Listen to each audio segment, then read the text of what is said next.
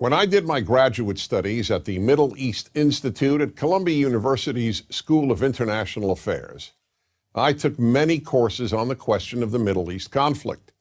Semester after semester, we studied the Middle East conflict as if it was the most complex conflict in the world, when in fact, it is probably the easiest conflict in the world to explain. It may be the hardest to solve, but it is the easiest to explain. In a nutshell, it's this.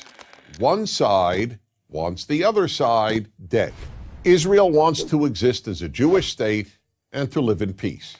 Israel also recognizes the right of Palestinians to have their own state and to live in peace.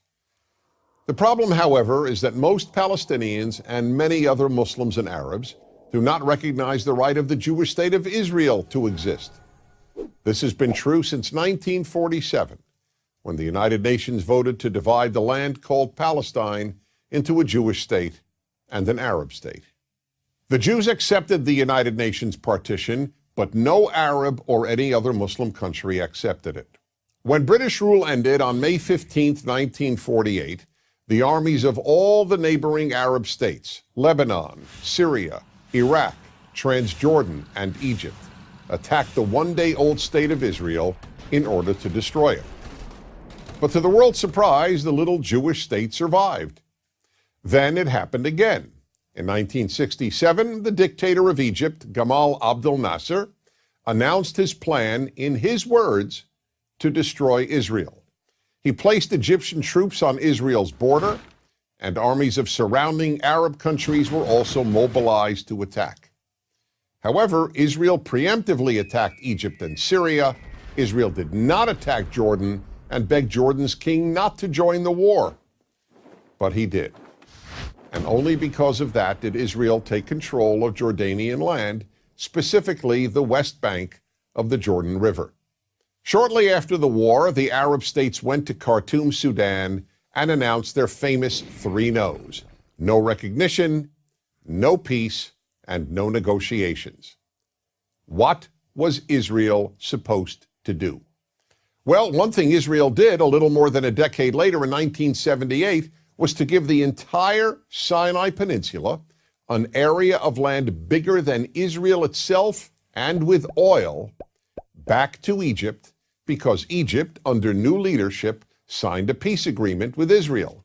So Israel gave land for the promise of peace with Egypt, and it has always been willing to do the same thing with the Palestinians. All the Palestinians have ever had to do is recognize Israel as a Jewish state and promise to live in peace with it.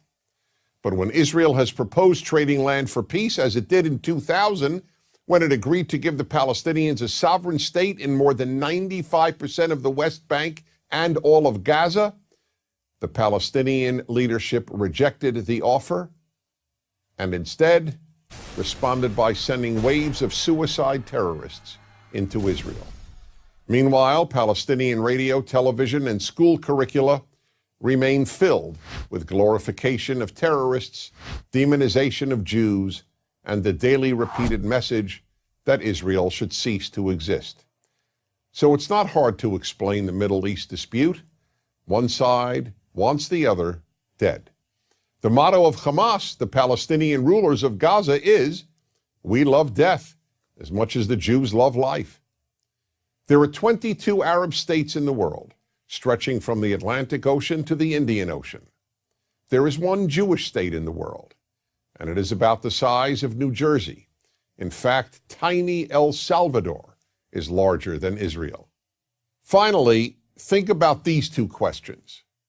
If tomorrow Israel laid down its arms and announced, "We will fight no more," what would happen?